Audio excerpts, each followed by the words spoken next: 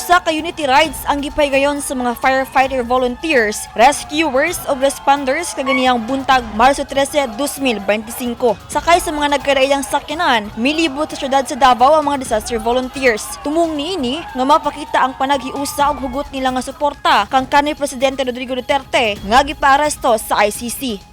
Ganinang buntag makita nato sa social media ma'am no nga naay unity ride nga nag-start diha sa may Coastal Road in support sa ato ang former President Rodrigo Duterte. So support gihapon to siya mga rally sa ato ang former President.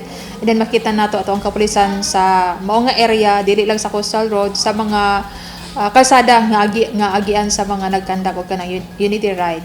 Samtang, malampuson ug hapsay ang gipahigayon nga prayer rallies sa ubang supporters ni kanhi Presidente Duterte sa Rizal Park, San Pedro Square, Davao City. Sumala ni Police Captain Hazel Caballero Tuazon, andam muhata og serbisyo ang Davao City Police Office aron mas siguro nga luwas ang mutambong sa mga aktibidad nga suporta alang sa kanhi Presidente. Yes, ma'am, based sa atong monitoring ma'am no, right after the arrest of our former President Rodrigo Duterte, that night ma'am, nag-start na og kanang prayer rally.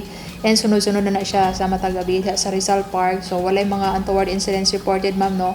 Ang ato ang kapulisan sa Davao City Police Office isanda mohatag og kanang seguridad sa mga tao nga magakanda og kanang panagtapok rally para ipakita og ma-feel no ang suporta ngadto sa ato ang former president. Laong man sab nga aduna pay paghimuon nga aktibidad sama sa prayer rally. Ug kasamtangan nga nakatutok sab sa seguridad sa syudad ang DCPO alang sa 88 araw ng Davao. Ang Davao City Police Office ma'am no anaalang gyud kanunay kung unsay mga activities for the 88 araw ng Davao, and then with regards to the ma'am kung magkaapekto ba ni ang nahitabo karon, well makita man gyud nato ang mga emosyon o mga nagkalain-lain nga kasukok, kahiobos, pagka-dismaya no sa nahitabo. Pero ang Davao City Police Office ma'am isa naara gyud permi sa katawhan para sa ato ang syudad sa Davao. Gani, anaa sa sobra 3,000 ka mga personal sa DCPO ug Police Regional Office 11 ang ipang-deploy ato sa Parada Davaoenyo ug baghatag og seguridad ato sa aktibidad.